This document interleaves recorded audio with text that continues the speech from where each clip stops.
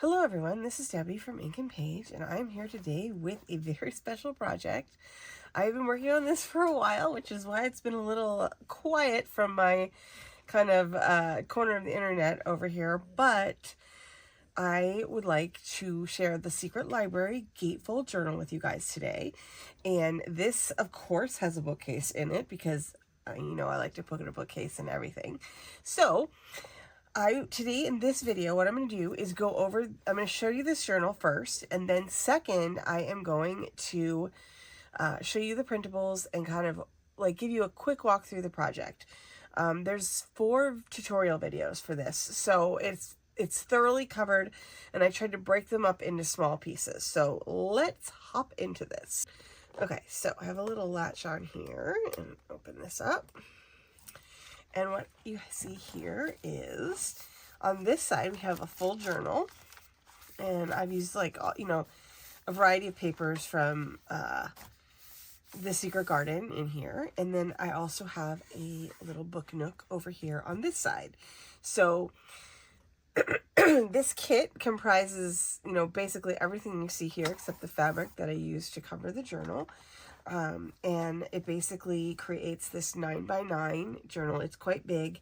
I have plenty of room in here. This is 4 signatures, and I have plenty of room in here to add stuff. So I'm pretty excited to start adding stuff because I need to bulk this side up because it looks pretty sad. I don't know if you can see it. Let me see if I can just tip this up here for you. It compared to this side, because this side's pretty solid because it has the bookcase. This side needs some love. So I'm excited to get into that part of the whole situation. My books aren't glued in. I haven't exactly decided how I'm going to do this yet. I definitely want to add some flowers to this and, maybe some little, I was thinking about picking up some little dollhouse, size vases or something like that to put in here, but we'll see what happens. I'm not exactly sure what I want to do yet. So, but for now, I just have my books in there, so which is good enough. Okay, so this is the journal. And let's quickly go through the printables here, and then I'll kind of talk to you a little bit about the project. The videos are very in-depth, and in each video, especially in the construction video for the construction of the cover, I go over everything in depth. So hopefully I've tried to repeat things, multiple times throughout the whole journal. So I can't get my little, notch in there. Okay, is that in there? I can't, so I have to, it's not in there, but that's okay. So I tried to repeat things as much as I could, throughout this whole process. So hopefully that will be helpful, and, this video will be a helpful introduction to the project. It is not hard. It is big. So that's the only difference there. I think one of my books fell out, but all right. So let me put this aside, and then I'm going to go through the printables. All right. So this is just going to be a quick flip through here. I will mention what I used in this project. I will list everything below, and then each video goes into detail on what I used, when I used it, where I got it from, all that sort of thing. All right, so this is going to start with the printing protocol for the Secret Library. It is very important that you turn off borderless printing when you print the printables for the bookcase. Okay, you can use it on the background pages if you would like, but any other pages in the kit, please turn off borderless printing so you get your size correct on your bookcase. Because if you, because my bookcase was coming out a 1/4 of an inch too big constantly, and I could not figure out what my problem was. Well, it turns out it was borderless printing. So, just make sure you turn that off. There's a couple other tips on here on, how, basically make sure you're doing it at 100%. You're using 8.5 by 11 paper, and that, your orientation is correct for your printing. Now, this kit contains a set of papers that you can use for your wallpaper, like the wooden part that you saw inside this journal here. this paper here that I use for this and the paper I use for the bookcase. There's going to be a bunch of choices for this, and they're in the kit in both landscape and portrait, because you may have different needs for them. So, you know, I wanted to make sure you had maximum flexibility on that. Okay, now when it comes to measurements and supplies here, I have a schematic here of the actual bookcase, like as it's laid out. And for that you need chipboard or like cereal box cardboard, and I will go over that in the next video with you in more detail. I will show you all my cut pieces, everything like that.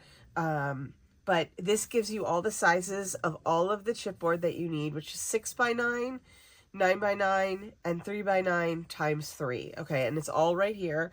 And then also the pieces of fabric you need are listed on here as well. Okay, and in the video that you know, pertains to this as well, I have it all in there too. But I just want to make sure you guys had a reference sheet in the kit that gave this. Any numbers or sizes that I needed to give you are going to be on this page here. Okay, now for the bookcase, if you put one together before, the difference in this kit is that there is a left and a right side to the bookcase because of the options for papers. Now, I know everybody's going to want to know, so I'm telling you, I printed my bookcase out of this paper here, okay? So it's this colorful floral one here, okay? And what you're going to do is you can print the template out here, and you can assemble the bookcase in this like neutral color here if you want. It matches with the everything. You don't have to put anything on the back, in which case you don't have to worry about a left and a right. But if you're using a pattern paper like this, you do need a left and a right. So that's why they're separate in this kit. So you need a left and a right. And it doesn't matter which one you print out as left or right. As long, you'll be able to tell when you're putting it together which way your paper goes, okay? All right, so this is just the bookcase pieces here. I made a couple refinements and changes to how everything goes together, but you know, it's pretty much the same assembly if you've done it before. Okay, and then I gave you templates here for the end paper for the journal side, and then a template for the book side. So those would be these would be the papers that go here and here and behind the bookcase if you want them to go behind the bookcase. I put fabric behind my bookcase, so that's what I'm going to do in the video. So I'll show you how to do that. It's super easy. And then you need a 9x9 piece here. Now you can see here, mine doesn't make it all the way to the edge here, but I'm going to go ahead and put a pocket right here. So it will kind of camouflage the whole thing. And the way that this paper works is it's on a repeating pattern. So I'll be able to align my pocket seamlessly with this paper, so you won't even know that it's there unless I ink the edge or something like that, which I probably will, because, you know, I like that it would match, but I also want to know that the pocket's there. So, but if you want to, you can use a 9x9 piece of scrapbook paper, or you can do what I did and just use an 8.5x9 piece and then put a pocket right here. Okay. And I haven't like decorated or put anything in this yet. This is just the structure of the journal that you're seeing right now. I'm going to put my little books back in here. Okay, so I just want to, you know, be able to give you guys the info and the kind of like heads up on all of this stuff, because like I said, this is not much harder than putting a regular journal together. It's just kind of doing it twice almost. So, all right, so I also included a bunch of end papers if you want to go like with more of a like kind of impressionist look in there, or if you don't want everything to be matchy. You can use these end papers. I'm still considering using one of these for my pocket on the back there, because there's a bunch of them and they're all really pretty, and I don't feel like it has to be a camouflaged pocket, so it could be, but you know. So there's a lot of options here in terms of like what you might want to put on there.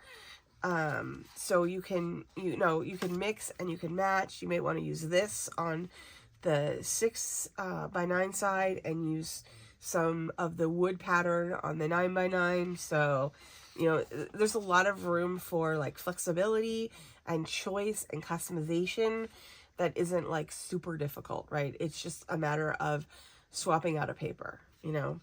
Okay, so here's that. So this is like all of the 6x9 end papers here. And you're going to want to make sure you turn off borderless for these as well, so everything fits.